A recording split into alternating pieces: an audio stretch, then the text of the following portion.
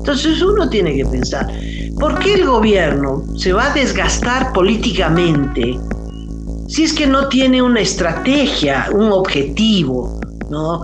¿Para qué defender a los prorrogados si eso lo desgasta? Pero los van a defender, Cacho, los van a defender. Incluso si va primero las leyes antiprórroga, el procurador ha dicho que van a ser declaradas inconstitucionales a través del Tribunal Constitucional. Antes las dictaduras se imponían con los tanques que entraban a los palacios de gobierno. Ahora estas dictaduras del socialismo del siglo XXI se consolidan con el fraude electoral. Y a veces el fraude no es suficiente. Y por eso la selección de los candidatos, el veto a los candidatos de oposición es esencial. Y para eso tienen que tener dos controles. El poder electoral, que es de segunda instancia, y lo más importante, el control de la Comisión de Constitución, el control del Tribunal Constitucional. Y eso es lo que está en marcha, Cacho. No, se ve tan claro.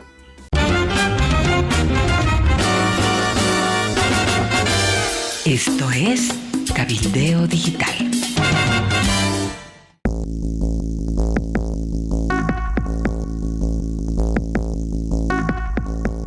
Hola Amalia, hola amigos del planeta.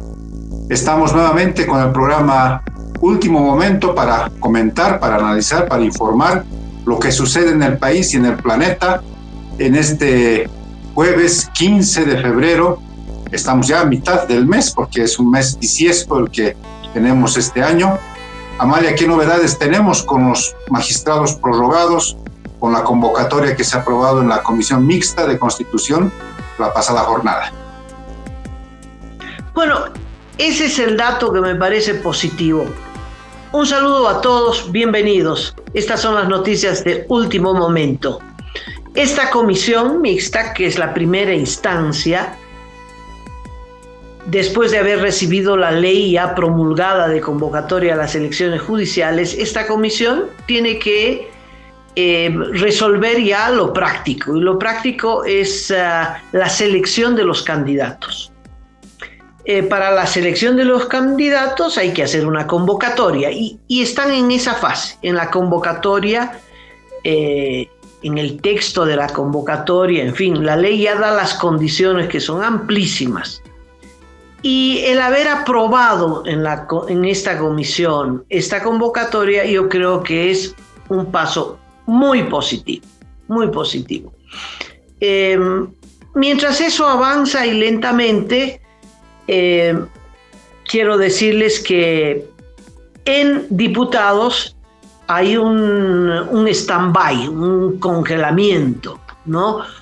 ¿Por qué? Porque después de la aprobación de la ley para las elecciones judiciales, se tenía que dar el siguiente paso de aprobación de los 5 créditos, creo que son 5 créditos que el gobierno necesita con urgencia y necesita un ok, una aprobación en el Parlamento. Y eso está en la agenda.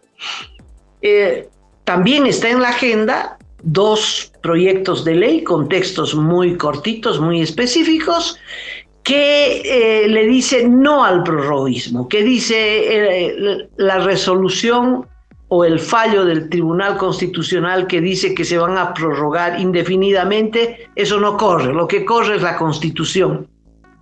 Eso es lo que dice la ley 075 y la 073 dice, bueno,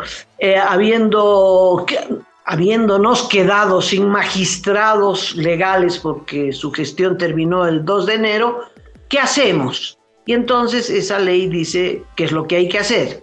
¿Qué es lo que hay que hacer? No hay que hacer nada, hay que congelar los tiempos procesales, punto y final. Bueno, pero esas 2 leyes son vitales porque se tumba al prorroguismo y la única solución de tener magistrados es con estas elecciones judiciales. Bueno, el oficialismo no va a dar paso a que se cambie el orden de los factores, el orden del día. La oposición dice, primero aprobamos las leyes para rechazar el prorroguismo y después aprobamos los proyectos para aprobar los créditos. Y el oficialismo dice, no, primero los créditos y después las otras leyes. Primero los créditos. Bueno, hay una declaración del procurador que a mí me parece que hay que ponerla en mayúsculas y muy importante. No es de hace unos días la declaración. Es que la Asamblea Legislativa, en este caso concreto la Cámara de Senadores, no tiene la facultad de exhortar al cumplimiento de funciones de otras instituciones, y más aún como la Procuraduría, una institución de creación constitucional e independiente. Pero yendo al fondo, más allá de que tenga o no tenga competencia para hacerlo, nosotros somos respetuosos de los fallos del Tribunal Constitucional. La Declaración 49 es una decisión vinculante, obligatoria para todas las autoridades, servidores públicos e incluso particulares, y nosotros nos suscribimos al cumplimiento de dicha declaración constitucional. Podemos decir ahora, jurídicamente, fácticamente, estamos o no estamos de acuerdo con el Tribunal Constitucional, pero lo cierto es que esa declaración, ese fallo dictado por el Tribunal Constitucional, no puede ser modificado más que con otra decisión del propio Tribunal Constitucional. Y aclarar además, es conocimiento público, y el procurador tiene la obligación de decirlo, que el Tribunal Constitucional es el único y máximo intérprete de la Constitución. No existe otra autoridad que pueda interpretar la Constitución que no sea el Tribunal Constitucional. Para eso hemos creado el Tribunal Constitucional. César Siles se llama el procurador general, que dijo, si aprueban estas leyes en contra del prorroguismo, les adelanto que esas leyes van a ser declaradas inconstitucionales. O sea, ya se sabe que si en última instancia el oficialismo en el Parlamento se ve obligado por la urgencia de los créditos a poner en el orden del día, a considerar estas leyes que rechazan el prorroguismo, y se aprueban esas leyes, porque hay 2/3 de la oposición sumando al levismo, entonces ya se sabe qué va a pasar. Resulta que el Tribunal Constitucional, ellos mismos van a decir que la Constitución es inconstitucional. Y eso es lo que va a pasar. Cacho. Así es, Amalia. Es una situación que está totalmente entrabada. Estamos en un momento de casi parálisis en relación a este tema. Efectivamente, está yendo muy lenta la dinámica en torno a la selección de candidatos para las elecciones judiciales. Se ha aprobado la convocatoria.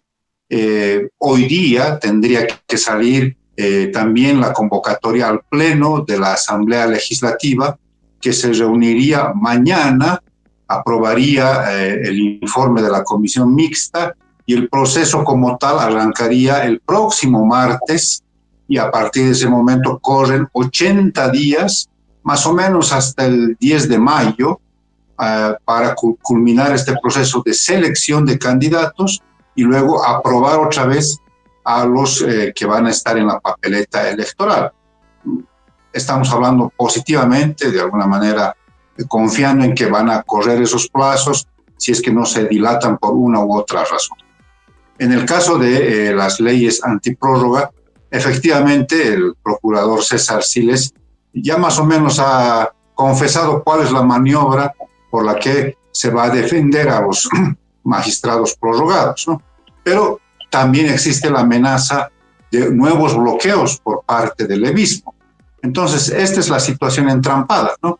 Hay una confesión de parte y relevo de prueba de parte del Procurador General del Estado, pero también hay esta amenaza permanente del levismo y la reanudación de los bloqueos camineros que nos han mostrado en 16 días que pueden afectar gravísimamente la economía de nuestro país. Y además de todo ello que estamos mencionando, hay un nuevo dato, y es que la Comisión Mixta de Constitución, además de haber aprobado la convocatoria, ha aprobado también pedir a la Asamblea Legislativa que le apruebe más de 800,000 bolivianos para la selección de postulantes. Imagínate, Amalia, amigos, está pidiendo más de $100,000 para seleccionar a quienes van a estar en la boleta electoral. Yo no sé si se necesita tanta cantidad de dinero para recibir las postulaciones, hacer unos tiqueos para ver si cumplen con los requisitos que establece la convocatoria, entrevistar a los postulantes que lleguen a la fase final, verificar si cumplen con las idoneidades que marca este proceso y elegir a los candidatos y candidatas. Imagínate, algunos medios dicen 820,000, otros medios dicen 830,000. Bueno, son más de 800,000 bolivianos, más de $100,000 para un proceso de selección. Parece ser que son partes de estos torpedeos, de estos sabotajes internos que hacen lenta todo este andamiaje, todo este proceso hacia las elecciones judiciales que previsiblemente se realizarían a mitad de este año. La cosa está complicada, está bastante complicada, Mar. Un dato que sería importante es quién propuso esto de los 800,000 bolivianos. ¿Tienes alguna información, Cacho? ¿O la Comisión de Constitución en su conjunto aprobó? La comisión, porque están votando por 2/3, la convocatoria se votó por más de 2/3 y la solicitud, por supuesto, seguramente ha tenido esa proporción también para la solicitud de esa cantidad de dinero.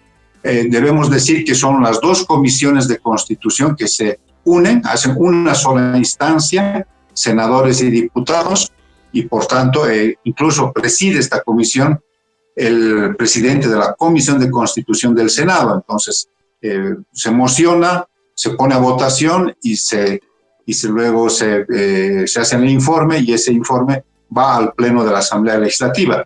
Va a ser esta instancia, la que se reúne eventualmente mañana, la que apruebe tanto la convocatoria como la asignación de esta cantidad de dinero. Sí, habrá que escuchar con atención, ¿no? Porque uno queda absolutamente sorprendido, impactado, ¿no? A ver cómo justifican la solicitud de este presupuesto. Yo tengo la impresión que el oficialismo, el gobierno, con su representación parlamentaria, va a dilatar este proceso de selección de candidatos. Porque tiene que ver con la otra política, con lo otro, con el hecho paralelo que está ocurriendo, que es la ratificación, la protección, la defensa de los prorrogados.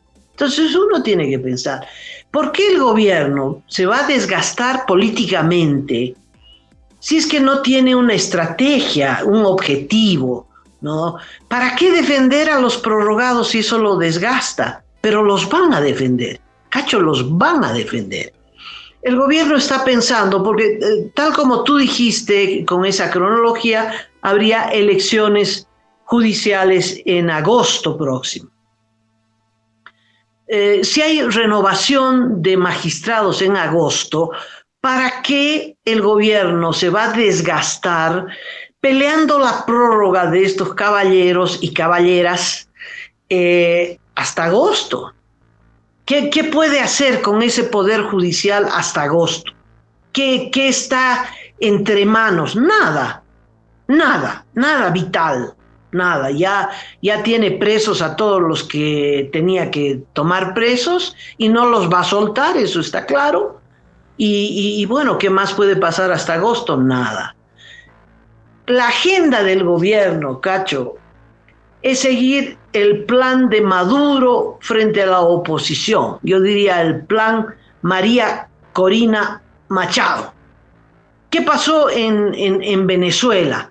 En Venezuela el oficialismo, el chavismo, muerto Chávez, ahora el Maduro, que están desde el 99 en el poder, tienen que prorrogarse, tienen que hacer sobrevivir al régimen. Y entonces ellos han parido esta fórmula política de las dictaduras electas, Antes las dictaduras se imponían con los tanques que entraban a los palacios de gobierno. Ahora estas dictaduras del socialismo del siglo XXI se consolidan con el fraude electoral. Y a veces el fraude no es suficiente. Y por eso la selección de los candidatos, el veto a los candidatos de oposición es esencial. Y para eso tienen que tener dos controles. El poder electoral, que es de segunda instancia, y lo más importante, el control de la Comisión de Constitución, el control del Tribunal Constitucional. Y eso es lo que está en marcha, Cacho. Se ve tan claro.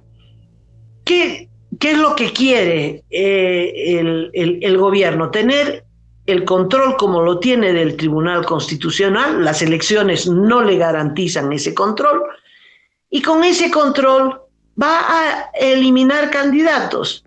Evo Morales lo va a eliminar, ¿no? Eso está claro, ¿no? ¿Por qué? Porque el candidato quiere ser Arce o Choquehuanca, pero bueno, del oficialismo. Y así verá uno por uno cualquier candidato que sea un riesgo electoral.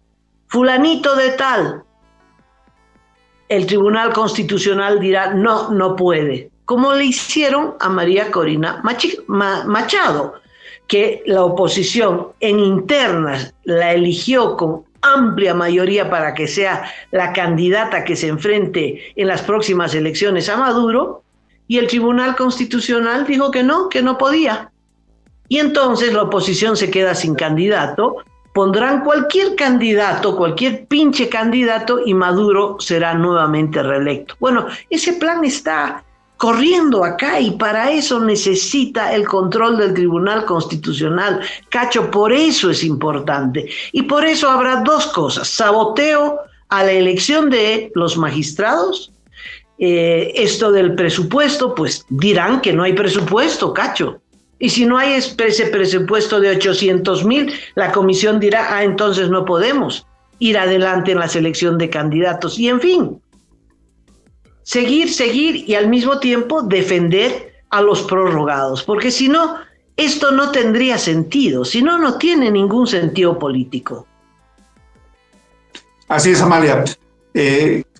Hay sugerentemente en este momento una gira que está realizando la canciller del Estado, doña Zelinda Sosa, justamente a Cuba, a Nicaragua y a Venezuela. Se ha estado entrevistando con el presidente cubano, con el presidente venezolano y con el dictador nicaragüense, seguramente recibiendo algunos tips de cómo aplicar estas estrategias para eliminar candidatos que puedan hacerle sombra a don Luis Arce en las elecciones de 2025.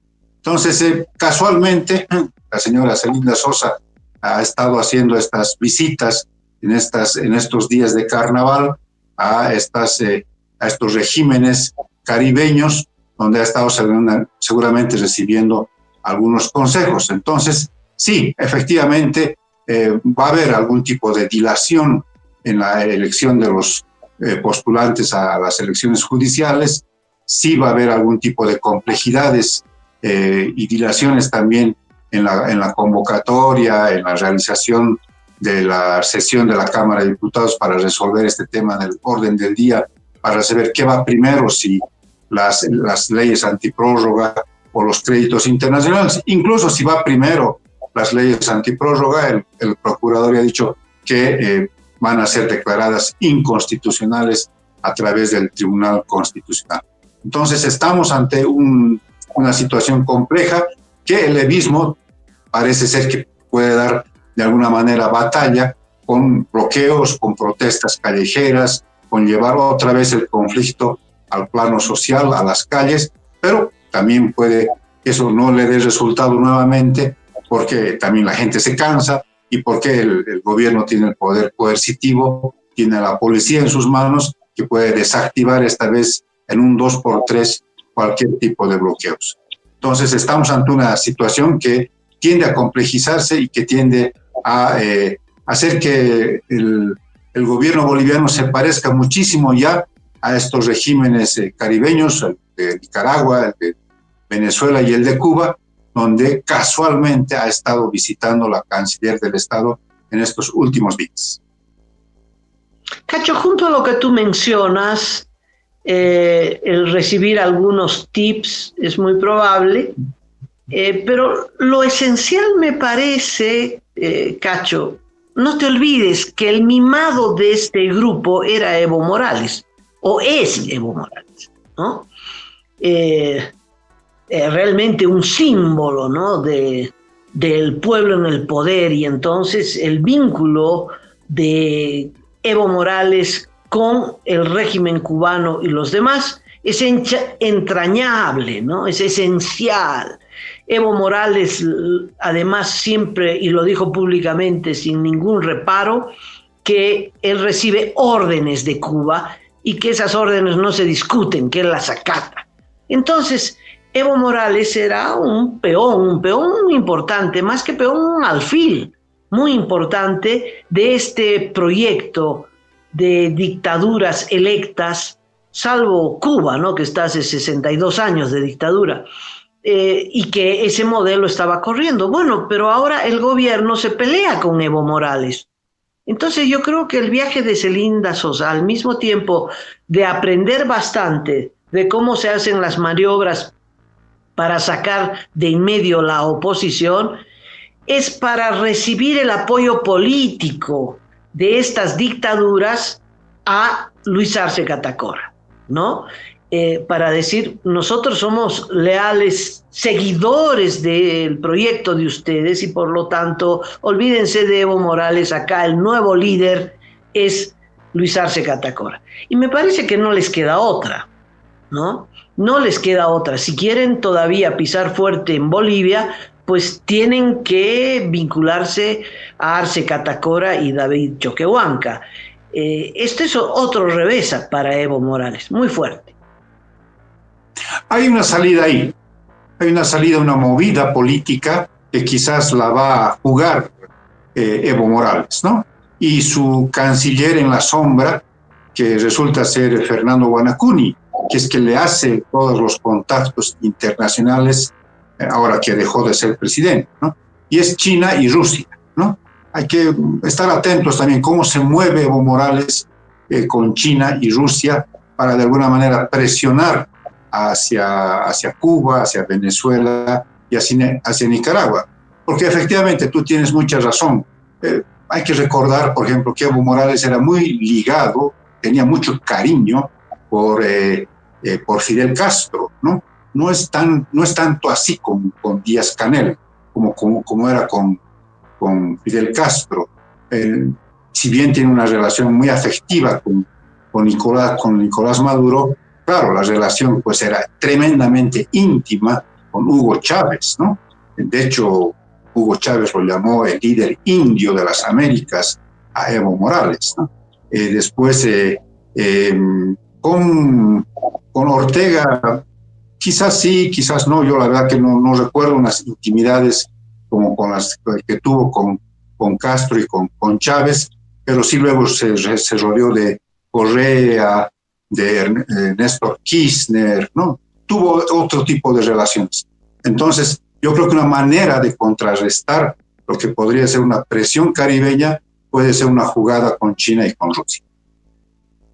Y sí, salvo, Cachito, que a China y a Rusia pues le está importando un pepino el detalle de la pelea por el poder en Bolivia. A ellos les interesa quién gobierna y si el que gobierna es leal a los intereses de ellos, ¿no? Y creo que pues a través de contactos familiares la relación con Rusia es estrechísima, estrechísima. Y con China ni te digo, ¿no? Pero bien, ahí hay una batalla de poder también, ¿no? ¿De cuál de los dos es más leal al proyecto dictatorial? Fíjate lo que están discutiendo, ¿verdad? Para el pueblo boliviano es desastroso cualquiera de las dos opciones. Pero esa fisura nos favorece enormemente. Pero si el viaje de Celinda Sosa se realizó, es porque necesitan la acreditación de estos dictadores hacia Luis Arce Catacora. De eso no hay duda.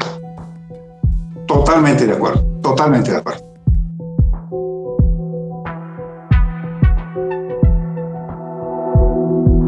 Aporta a Cabildeo Digital y apoya al periodismo independiente.